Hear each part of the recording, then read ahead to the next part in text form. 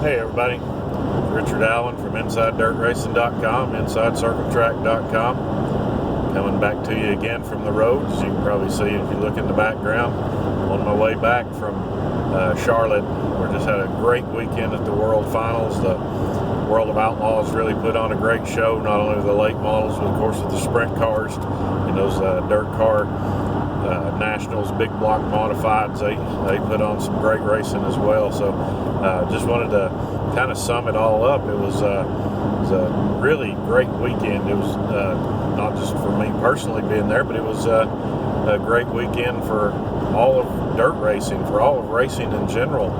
A huge crowd was there, especially Saturday night. The Friday show was a little messed up by the weather because it rained, and then they had the curfew, the midnight curfew, so they had to stop everything then.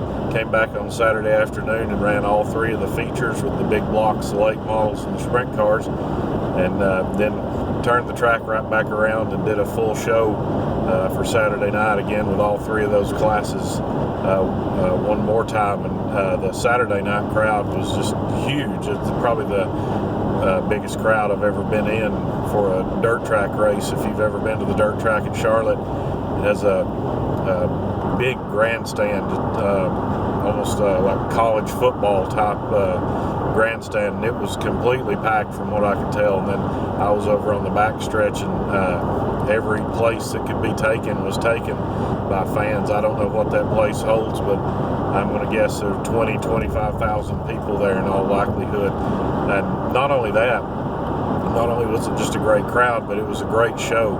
And to have that many people there and to see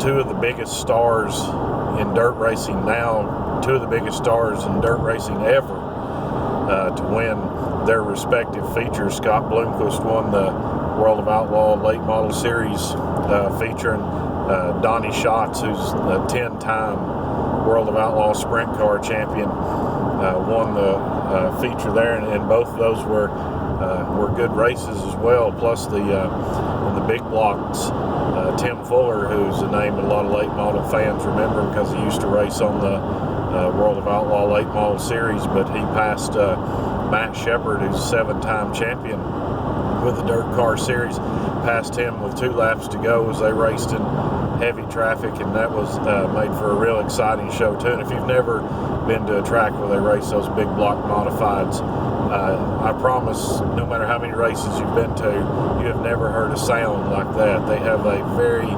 low-pitched rumble kind of sound. It's really an awesome sound. I mean, the ground literally does shake when they go by. It's not that's not just a saying for those guys. And again, too, if you haven't been to a race where the World of Outlaw sprint cars run, you can't describe the corner speed that they're able to bring through. I mean, when you listen to one of their races, if you're not right at the track and you're just listening to it from a distance, I don't think they ever let off the gas. They just maintain full speed all the way through the turns, and then because they get through the turns so fast, the straightaway speed is just almost blinding. They're going so fast. So that's really an amazing show to watch. And of course, on that track, the late models put on a really good show. It's a good wide track, and they do a really, really good job prepping it as well. But the other thing I just wanted to mention here during this little video is that it's not just a race when you go over there. I know, a lot of folks might disagree with me, but in today's climate that we have in the sport of racing, if this sport's not only going to survive, but if it's going to thrive, there has to be some kind of entertainment value that comes along with the race. I know a lot of traditionalists would say hey, we're going to have a race, and that's all we need to have. The race should be what draws people, and ultimately, of course, that is the main thing. But you also have to there has to be something to create an energy and a feel during the show. I mean, there are going to be dead parts during the show where you're switching from one series or one class to another or something like that. And the dirt track in Charlotte could give lessons on how to keep the entertainment level high and how to keep the energy level high, whether it be the music, the fireworks, the interviews with drivers and other personalities, all of those kinds of things. They never let there be any dead time in the program, even when there don't happen to be cars on the track. And that's something that's going to have to take place in the future as far as racing is concerned, because there aren't the folks who are my age. I'm 51, and I realize that I'm closer to the end than I am to the beginning. And the young folks, as they come up, they have to be entertained constantly. I have 2 young sons and 1 young daughter, and when they play on the PlayStation, or when they're listening to their music, or when they're doing the things that young kids do, there's no interruption. It's a constant entertainment, and so that's what younger people expect. And if they come to a race or something and they have to sit for long periods of time with nothing to excite their senses, it's going to become old to them really quick, and they're going to want to seek to do something else. And that way, when they're not captive to their parents and they don't have to go wherever they go, they're not going to choose to go to a racetrack if they're not entertained.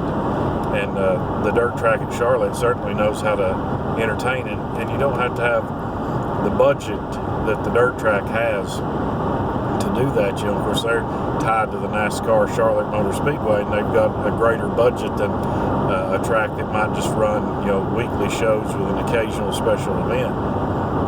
But it doesn't cost that much to make sure the PA's in good working order and have somebody who can take a microphone down to the pit area and talk to the drivers, or talk to someone, even if an event sponsor or something of that nature, just to keep the show flowing, and also to use an iPod and play some peppy music and throw a few fireworks out there every now and then. Those are not hugely expensive things to do that would wind up putting a track out of business. So all of that kind of stuff needs to play in as well. But again, it was just a great weekend, and like I said, when you have such big stars that rise to the occasion, when you have people at a venue who may not go to a dirt race more than once a month, or even if they go that much, but they've heard of Donnie Schatz and they've heard of Scott Bloomquist, and then to see those guys rise to the occasion and to win the races was certainly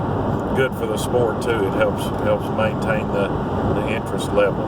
But anyway, I hope throughout the week, and here as we approach the off season, we're not dirt racing, or racing in general doesn't really have much of an off season, but as we do, we're going to do our best on InsideDirtRacing.com and InsideCircleTrack.com to keep things fresh for you, to have stuff there. I did a couple of interviews over the weekend. I talked to the NASCAR Camping World Truck Series driver Stuart Friesen, who also races a big block modifieds. We had a little talk there, so I put a story together from that. And also Devin Moran, who in particular has had a really good second half of the season. So we'll have a story with Devin coming up on InsideDirtRacing.com sometime, as well as just all sorts of other things that we have. But I appreciate you taking the time to listen, and I hope you have a great rest of the day, and hope you get out and check out some racing somewhere.